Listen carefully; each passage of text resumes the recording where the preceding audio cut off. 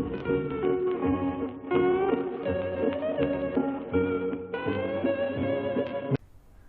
Guys, welcome back to our channel learn with Payal. तो guys, आज हम बहुत टाइम बाद मिल रहे हैं। आई होप आप सबकी पढ़ाई अच्छी चल रही होगी।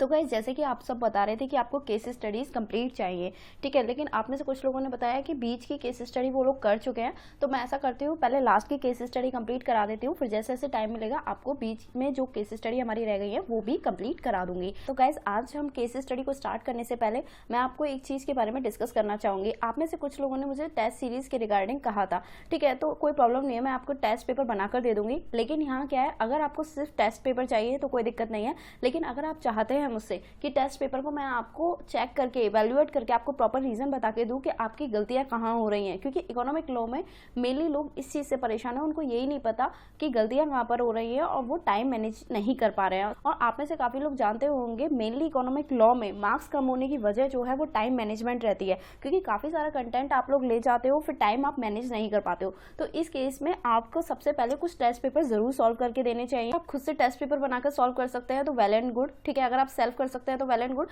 लेकिन अगर आपको चाहिए कि मैं आपको टेस्ट पेपर बनाकर दूं और साथ में चेक करके भी बताऊं कि क्या आपकी गलती कहां पर है, तो वो भी मैं आपके लिए कर सकती हूं। टेस्ट पेपर मैं आपको बना के दे दूंगी, 100 मार्क्स का आपका टेस्ट पेपर रहेगा। लेकिन गाइस, मैं आपको बता दूं, ये फ्री नहीं प्रोवाइड कर सकती हूँ, बिकॉज इसको चेक करने में मेरा काफी अच्छा खासा टाइम कंज्यूम होगा।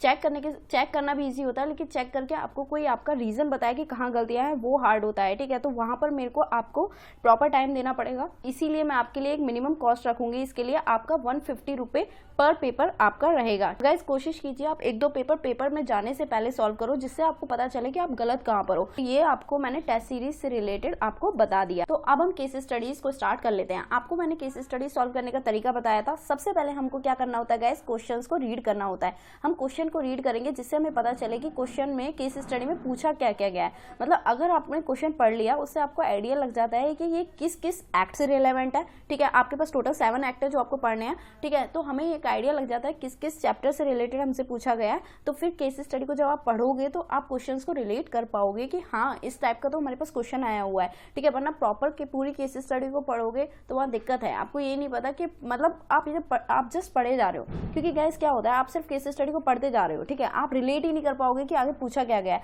जब आप एक बार क्वेश्चंस को पढ़ लेते हो ना, देन केस स्टडी पर जाते हो, तो उस केस में रिलेट करना आसान होता है, ठीक है। तो यही एक इस केस स्टडीज के लिए इजी तरीका बताया गया है और यही आपको फॉलो भी करना चाहिए। सबसे पहले आ जाइए ऑब्जेक्टिव क्वेश्चंस पर। इसमें सबसे पहला क्वेश्चन कहता है हमसे, regarding the committee of creditors and it's meeting which of the following statement is और आर इनकरेक्ट।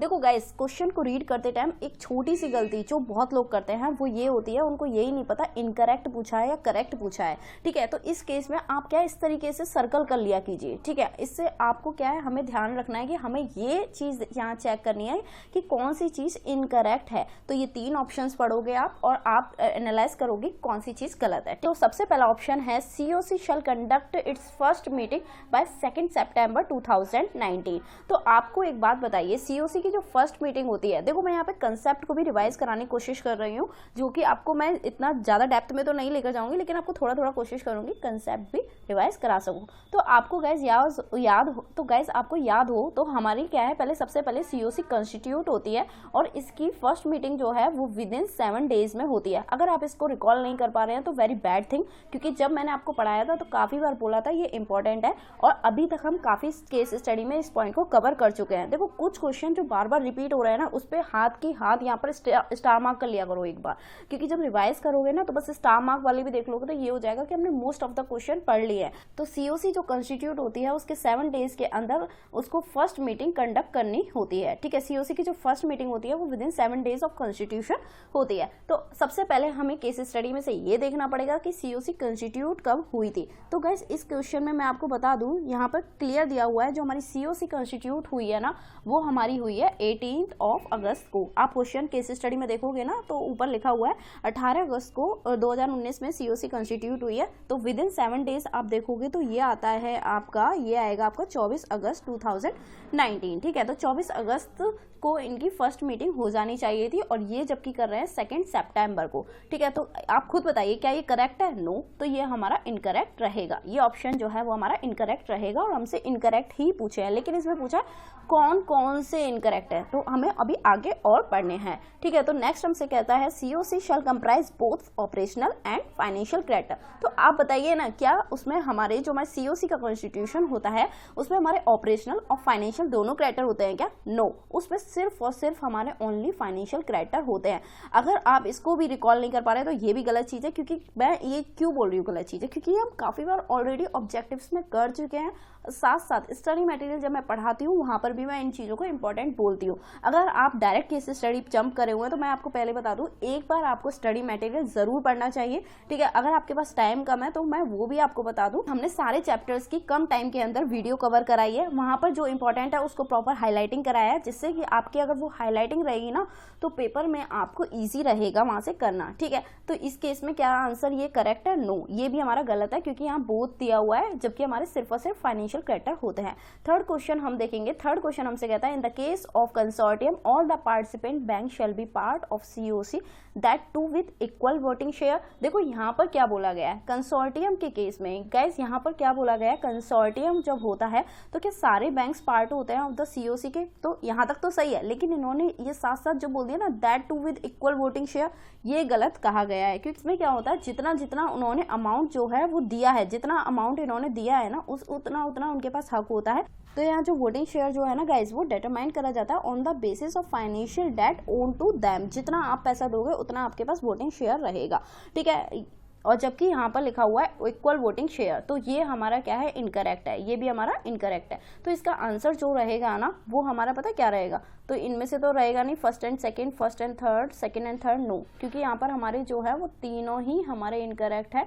तो आंसर जो रहेगा वो डी रहेगा, first second and third will be the incorrect. ठीक है, तो आपका आंसर डी रहेगा। थोड़ा सा टाइम लग रहा है, लेकिन क्या है हम कंसेप्ट भी रिवाइज कर रहे हैं, तो आई थिंक आपको कंसेप्ट साथ साथ रिवाइज करके चलना चाहिए। तो अब आ जाइए सेकंड क्वेश्चन पर, जो कि हमसे कहता है with reference to property acquired by mister Shridhar in Pune 2018 choose the correct statement out of the following considering the legal validity in the context of provision of FEMA and regulations made thereafter। देखो सबसे पहले हम इस पे mark करेंगे कि हमसे क्या पूछा गया है कि करेक्ट स्टेटमेंट कौन सा है, तो आपको इन चारों में से करेक्ट फाइंड करना है। तो हमारा ये क्वेश्चन किस चीज से रिलेटेड है, ये कहता है property acquired by mister Shridhar. ठीक है, तो प्रॉपर्टी एक्वायर्ड कौन कर रहा है, श्रीधर, जो कि यहाँ पर हमारे एनआरआई हैं। ठीक है, तो प्रॉपर्टी जब एक्वायर कर रहे हैं तो इस केस में आपको बताना है कि कौन सा स्टेटमेंट करेक्ट रहेगा। तो गाइस मैं आपको यहाँ पर बता दूं, हमसे क्लियर ये पूछा गया है जो हमारे श्रीधर जो कि हमारे एनआरआई हैं, क्या वो इंडिया में प्रॉपर्टी बाय कर सकते हैं। गाइस इससे रिलेटेड प्रोविजन मैं आपको फटाफट से बता देती हूँ। यहाँ क्या है, कोई भी एनआरआई या फिर ओसीआई जो है वो इमूवेबल प्रॉपर्टी इन इंडिया ले सकता है, इमूवेबल प्रॉपर्टी इन इंडिया ले सकता है, कोई दिक्कत नहीं है। लेकिन बात क्या है, लेकिन 3 प्रॉपर्टी अलाउ नहीं होती। कौन कौन सी चीज, एग्रीकल्चर लैंड, ठीक है, एग्रीकल्चर लैंड, और साथ साथ आपका रहेगा फार्म हाउस, ठीक है, फार्म हाउस, और तीसरा क्या, प्लांटेशन प्रॉपर्टी। ये साइड में आप भी लिख लो, ठीक है, क्योंकि बार बार अगर कोई क्वेश्चन सेम आ रहा है ना फिर उसको स्किप कर देना। ठीक है, एक बार लिख लिया, इससे फटाफट से रिवाइज कर लोगे। ठीक है, ये 3 चीज जो है वो इंडिया में नहीं ले सकता। ठीक है, अगर कोई एनआरआई या फिर ओसीआई है तो इस केस में हम देखेंगे कौन सा हमारा आंसर करेक्ट है। सबसे पहले कहता है mister Shridhar shall not acquire any immovable property in India, तो ये गलत है भाई, ऐसा नहीं है, इमूवेबल प्रॉपर्टी ले ही नहीं सकता, इंडिया में ले सकता है, बस ये 3 नहीं ले सकता है। दूसरा ऑप्शन बोलता है mister Shridhar may acquire immovable property other than plantation property. ठीक है, अदर देन प्लांटेशन प्रॉपर्टी, यानी ये आंसर सही है, लेकिन हम और बाकी के भी पढ़ेंगे। Mister Shridhar may acquire the immovable property in India but only in the joint ownership with anyone who is resident in India, no. फिर नेक्स्ट है mister Shridhar may acquire and only immovable property but not from the fund held in NR account, no, ये भी गलत है। तो इसका answer जो रहेगा ना वो गाइस वो बी रहेगा। आपको इमूवेबल प्रॉपर्टी से रिलेटेड बस ये प्रोविजन याद रखना है, आपका आंसर सॉल्व हो जाएगा। ठीक है, तो हमारे 2 ऑब्जेक्टिव हो चुके हैं। फटाफट से आ जाइए हमारे थर्ड क्वेश्चन पर। थर्ड क्वेश्चन हमसे कहता है regarding the appointment of mister Sayal as the resolution professional choose the correct statement out of the following. इस बार क्या पूछा हमसे, करेक्ट। ठीक है, करेक्ट स्टेटमेंट बताना है, फटाफट से बताएंगे कि कौन सा इसमें से करेक्ट स्टेटमेंट है। तो गाइस सबसे पहले कहता है appointment of mister Sayal is legally invalid. Invalid बता रहा है, क्यों भाई, because the appointment is approve bye A voting share of not more than 66%। जी बिल्कुल इनकरेक्ट, ऐसा नहीं है। यहाँ केस स्टडी में क्लियर लिखा हुआ है कि इसका जो हमारा अपॉइंटमेंट हुआ है ना वो अप्रूव कराया गया था बाय मिनिमम 66% से, तो ये हमारा गलत है। नेक्स्ट देखेंगे, appointment of mister Sayal is legally valid है because the appointment is approve by voting share which is not less than 66%। तो ये हमारा इसका अपॉइंटमेंट जो है वो वैलिड है क्योंकि 66% की वोटिंग ले ली गई थी। ठीक है, तो इसका आंसर सेकंड वाला रहेगा, लेकिन हमसे पूछा है कौन कौन से करेक्ट है। तो नेक्स्ट देखेंगे, written consent of mister Sayal is required. Yes, obviously written consent required होती है, तो इसका आंसर जो रहेगा वो हमारा सेकंड एंड थर्ड रहेगा। गाइस इसके ऑप्शन देख लेते हैं फटाफट से। पहला है one only, second only, first and third only. ठीक है, ये तीनों गलत है। इसका आंसर जो रहेगा वो सेकंड एंड थर्ड ओनली। तो आंसर जो है इसका डी रहेगा। पहला वाला तो हमारा इनकरेक्ट था ना, सेकंड और थर्ड ही तो सही था, तो इसका आंसर डी रहेगा। क्लियर है? यहाँ तक हमारे 3 ऑब्जेक्टिव क्वेश्चन हो चुके हैं। तो गाइस इसके बाद हम देखेंगे फोर्थ क्वेश्चन हमसे कहता है regarding the duration of moratorium identify the incorrect statement out of the following. इस पर हमसे क्या पूछा है? इनकरेक्ट बताना है। ठीक है, कौन सा इसमें से गलत है। तो मोरेटोरियम से रिलेटेड क्वेश्चन है। इसमें सबसे पहले ऑप्शन कहता है the order of moratorium shall effect from the date of admission from the application. ठीक है, आपको पता हो आप एडमिशन करते हो इन सेक्शन के अंदर, देन एप्लीकेशन जो है वो आपकी एडमिट होती है। एडमिट होने के बाद हमारी जो एनसीएलटी होती है वो ऑर्डर पास करती है ऑफ द मोरेटोरियम। तो इस क्वेश्चन में हमसे कहता है कि ऑर्डर ऑफ मोरेटोरियम जो है इफेक्ट होगा from the date of admission from the application. No, admission से हमारा मोरेटोरियम पीरियड इफेक्ट नहीं होता। जिस दिन ऑर्डर पास कर दिया जाता है ना मोरेटोरियम का, वहां से हमारा मोरेटोरियम पीरियड स्टार्ट होता है। तो ये आंसर जो है वो पहला वाला ऑप्शन वो इनकरेक्ट है। हमसे इनकरेक्ट ही पूछा है, बाकी लेकिन और भी हमारे पास ऑप्शन दिए हैं तो वो भी पढ़ेंगे हम। यहाँ पर बोलता है order of moratorium shall have effect till the completion of CIRP. Yes, ठीक है, जब सीआईआरपी खत्म, आपने क्या पढ़ा था? सीआईआरपी खत्म, मोरेटोरियम पीरियड खत्म। ठीक है, मोरेटोरियम भी खत्म। तो यहाँ ऑर्डर ऑफ मोरेटोरियम जो है इफेक्ट होगा टिल कंप्लीशन ऑफ सीआईआरपी। ये आंसर सही है।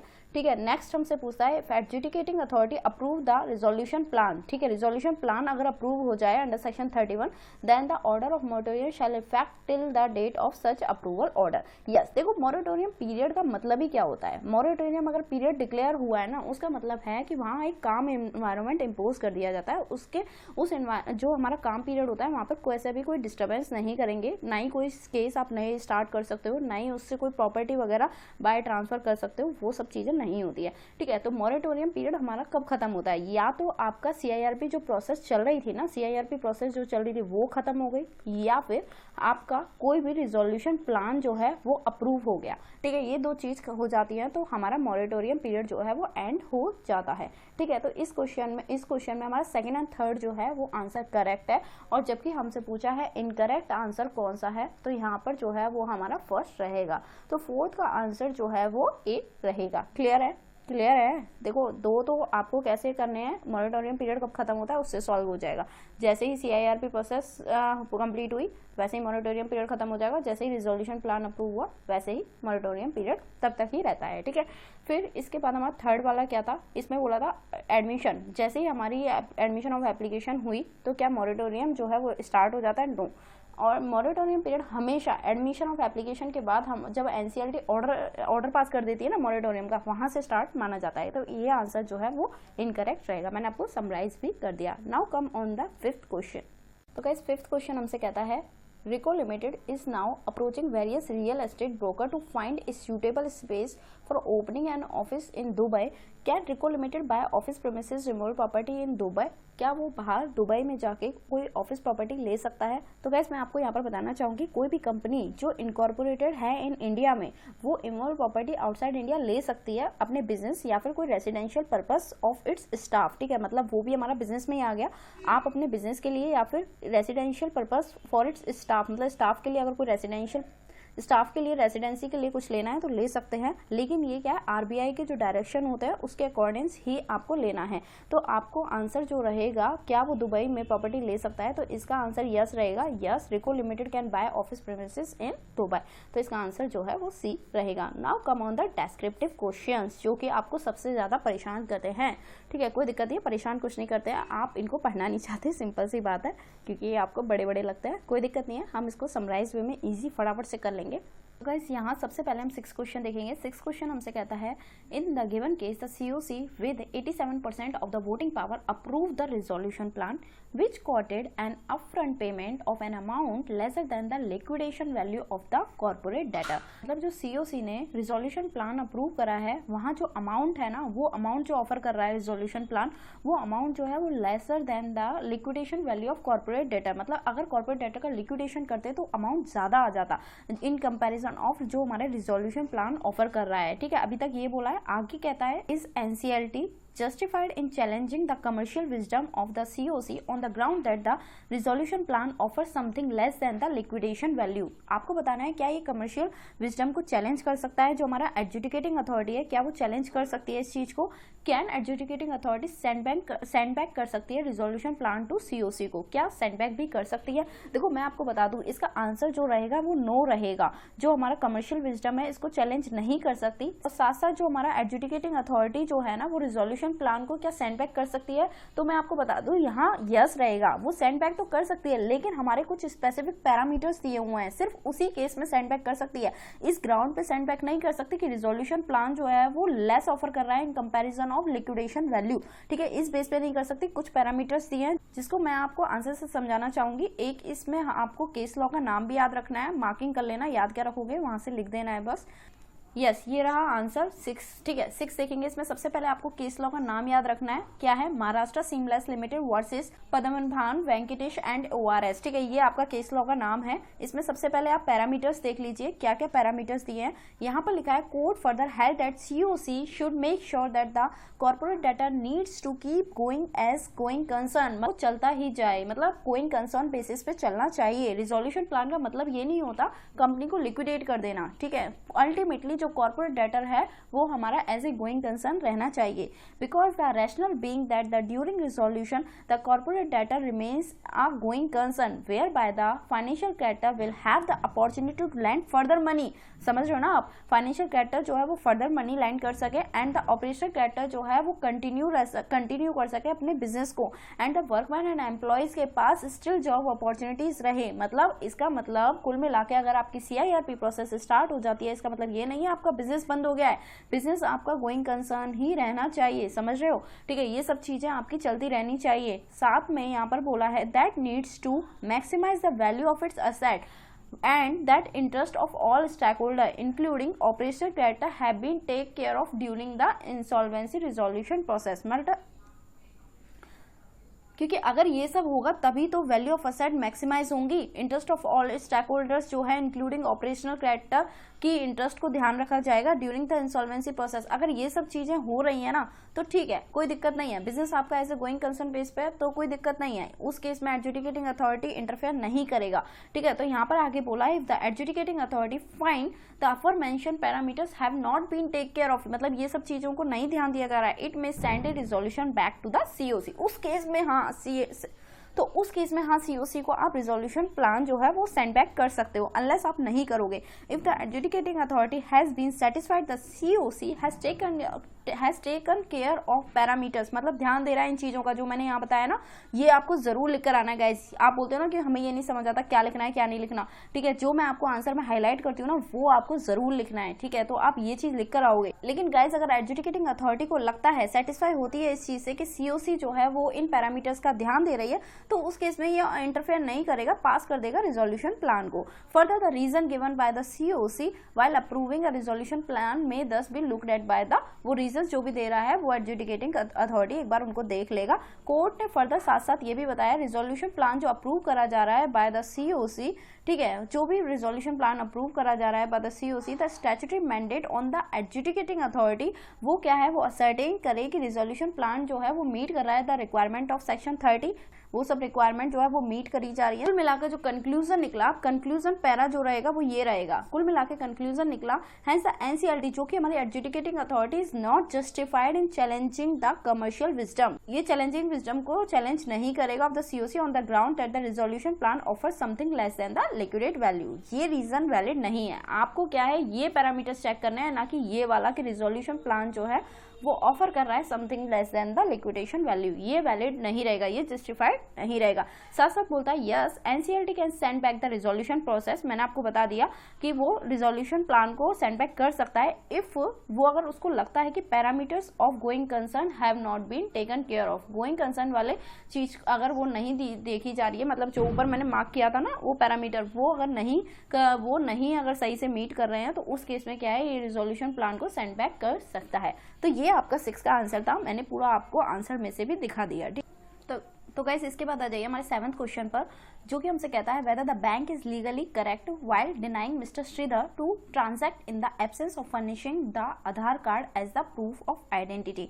तो गाइस क्या Aadhaar card as a proof of identity ना होने पर बैंक जो है वो डिनाई कर सकता है मिस्टर श्रीधर को टू ट्रांजैक्ट? नहीं। मैं आपको यहाँ पर इसका आंसर बता दूं, इसका आंसर जो रहेगा वो नो रहेगा, क्योंकि आपने पढ़ा था फॉर्मूला चैप्टर के अंदर हमारा कौन सा सेक्शन था, 11A, उसमें क्लियर बताया गया था गाइस। 11A में क्या बोला था, ये बोला था use of modification of identification जो है वो हमारा वॉलंटरी चॉइस होती है, किसकी, एवरी क्लाइंट और बेनिफिशियल ओनर की, जो भी आइडेंटिफाई कराने जा रहा है, एंड नो क्लाइंट और beneficial owner shall be denied services of not having an Aadhaar number. मतलब अगर किसी के पास आधार नंबर नहीं है या फिर आधार कार्ड नहीं है, ठीक है, तो उस केस में उसको डिनाई नहीं कर सकते। ये टोटली वॉलंटरी चॉइस होती है ऑफ एवरी क्लाइंट और बेनिफिशियल ओनर की, जिसको आइडेंटिफाई किया जा रहा है कि वो कोई दूसरा प्रूफ दे सके एज एन आइडेंटिटी। इस केस में इसका आंसर नो रहेगा। फिर इसके साथ साथ पूछता है can mister Nishank use his passport as a proof of identity for the purpose of verification by the bank. ठीक है, अगर इसके पास पासपोर्ट है, क्या उसे वो as a proof of identity use कर सकता है? तो यस कर सकता है भाई। 11A के अंदर आपने क्या पढ़ा था, 11A के अंदर क्लियर बताया गया था आधार कार्ड यूज कर सकते हैं, आप पासपोर्ट भी यूज कर सकते हैं। अगर वो पासपोर्ट जो है वो under section 4 of passport act के हिसाब से है, तो वो हमारा पासपोर्ट भी यूज किया जा सकता है। साथ साथ कोई हमारा अगर कोई अदर कोई ऑफिशियल वैलिड डॉक्यूमेंट है ना, उसको भी आप यूज कर सकते हैं। गाइस ये पासपोर्ट जो है वो यहाँ पर यूज किया जा सकता है, कोई भी प्रॉब्लम नहीं रहेगी। ठीक है, तो बैंक जो है वो यहाँ पर इनकरेक्ट है बिल्कुल। तो आई होप आपको 7 क्लियर हो गया होगा। Now come on the 8th question. तो गाइस 8th क्वेश्चन हमसे कहता है since mister Shridhar is not aware of the local laws of the country, क्योंकि आपको तो पता है ना ये एनआरआई था, तो उसको लोकल लॉज के बारे में आइडिया नहीं है। Hence looking for your assistance to know can he repatriated funds back to his German account, क्या वो फंड्स को जर्मन अकाउंट में भेज सकता है? If yes then how much amount of sale proceeds can be repatriated? Advise. ठीक है, आपको एडवाइस करना है। देखो सबसे पहले मैं आपको बता दूं, अगर कोई पर्सन अपनी प्रॉपर्टी को बेचकर फॉरेन में, मतलब जहां का वो है वहां पर अगर वो पैसे को भेजना चाहता है तो क्या वो अलाउ होगा? यस, ठीक है अलाउ होगा। लेकिन इस केस में आपको 2 चीजें एग्जाम में लिख कर आनी है। सबसे पहले क्या है, उनको आरबीआई के गाइडलाइंस फॉलो करने होंगे, subject to the guidance of RBI. ठीक है, आरबीआई गाइडलाइंस फॉलो करने होंगे। सेकंड नंबर पे क्या है, पेमेंट ऑफ टैक्स। भाई कोई भी प्रॉपर्टी अगर सेल करी है तो उससे रिलेटेड आपको टैक्स पे करना है। पहले टैक्स पेमेंट करने के बाद ही आप प्रॉपर्टी को, सेल प्रोसीड्स को आप अपने भेज सकते हैं। ठीक है, तो इसका आंसर यस रहेगा, भेज सकते हैं। अब इसमें साथ साथ हमसे पूछा है if yes then how much, यानी अमाउंट आपको कैलकुलेट करके बताना है कितना अमाउंट आप रिपेट्रिएट कर सकते हैं। तो इस केस में आपको अमाउंट के लिए आपको केस स्टडी रेफर करनी पड़ेगी। मैं इसको आपको बता देती हूँ। यहाँ पर गैस 2 प्रॉपर्टी थी, एक की प्रॉपर्टी की सेल प्रोसीड्स जो थी वो आई थिंक 2.5 करोड़ थी। मैं आपको फटाफट से आंसर से ही दिखा देती हूँ, ठीक है, उससे समझना भी इजी रहेगा, आंसर भी आपका कवर हो जाएगा। पहले तो ऊपर प्रोविजंस लिख दिए हैं, नीचे ये हमारा कंक्लूडिंग पैरा है, ये देख लेते हैं। श्रीधर जो है वो रिपेट्रिएट कर सकता है अमाउंट को। देखो सेल प्रोसीड्स जो होती है ना, उसका सेल्स प्राइस जो था वो प्रॉपर्टी का, वो हमारा 2.5 करोड़ था, जिसमें से हमारा ये जो 52 लाख है ना, ये हमारी टैक्स की पेमेंट है। तो ये इसको रिड्यूस करने के बाद हमारा 1.98 करोड़ को रिपेट्रिएट कर सकता है, जो हमारी नेट प्रोसीड्स है ना उसको रिपेट्रिएट कर सकता है। ठीक है, तो ये इसके पास 2 प्रॉपर्टी थी। सबसे पहले ये जो हमारा एंसेस्ट्रल हाउस जो था, ठीक है, वो पहली प्रॉपर्टी के बारे में बता दिया, सेल प्रोसीड्स इतनी थी, टैक्स की पेमेंट करके जो हमारे पास नेट आया उसे भेज सकते हैं। साथ साथ जो अदर प्रॉपर्टी की सेल प्रोसीड्स थी वो हमारी 4.5 करोड़ थी, जिसके ऊपर हमारा टैक्स जो था वो ये था। नेट करने के बाद हमारे पास ये आया, तो इसको ये जो हमारी जो नेट प्रोसीड्स आई ना वो हमारी कितनी आई, ये। ठीक है, तो इसको भी भेज सकते हैं, लेकिन साथ साथ आपको ये वर्ड्स जरूर लिख कर आना है, with the permission of from RBI. ठीक है, आरबीआई की परमिशन से ही ये चीज भेजी जा सकती है। क्योंकि गाइज आप एक चीज याद रखो, जब कभी भी फेमा के चैप्टर से रिलेटेड कोई भी क्वेश्चन आए ना, तो आरबीआई अप्रूवल आप लिख दिया करो। ठीक है, आरबीआई परमिशन के साथ ही आप भेज सकते हैं नेट प्रोसीड्स को। ठीक, तो गाइस हमारी केस स्टडी नंबर 47 कंप्लीट हो गई है। अब इसके बाद हम केस स्टडी 48 देखेंगे। फटाफट से हम लास्ट तक 55 आए थे, ठीक है, तो वो वाली हम इस सीक्वेंस में कंप्लीट करेंगे। देन हम जो हमारी रिमेनिंग बीच में रह गई है वो कंप्लीट करेंगे। इससे पहले जो मैंने आपको टेस्ट सीरीज से रिलेटेड बताया था, तो वो आपको मुझे कमेंट सेक्शन में बताना है कि आप कितने लोग रेडी हैं टेस्ट सीरीज के लिए, क्योंकि मैं फिर पेपर को बनाऊंगी। क्योंकि कि एक टेस्ट मॉक टेस्ट पेपर या फिर कोई उठाकर आपको दे दूँ, नहीं, मैं एक टेस्ट पेपर प्रॉपर बनाऊंगी। जहाँ से चीज़ मुझे इंपॉर्टेंट लगेगी वो चीज़ें उसमें मैं डालूंगी, ठीक है। और कोशिश करूंगी, पूरा कोशिश क्या, मेरा अपनी तरफ से पूरा कोशिश रहेगा एज पर ICAI आपको प्रॉपर इवेल्युएट करके दे सकूँ। आप मुझे फटाफट से कमेंट सेक्शन में टेस्ट सीरीज से रिलेटेड बताएं कि आपको चाहिए या नहीं। ज़्यादा लोग होंगे तो मैं ज़रूर इस पर वर्क करूंगी, बिकॉज ऑब्वियसली ये बहुत ज़्यादा टाइम टेकिंग है, लेकिन अगर ज़्यादा लोगों की नीड होगी तो ही मैं इस पर वर्क करूंगी, ठीक है। ओके गाइस, तो केस स्टडी 48 में मिलते हैं। Till then take care, thank you.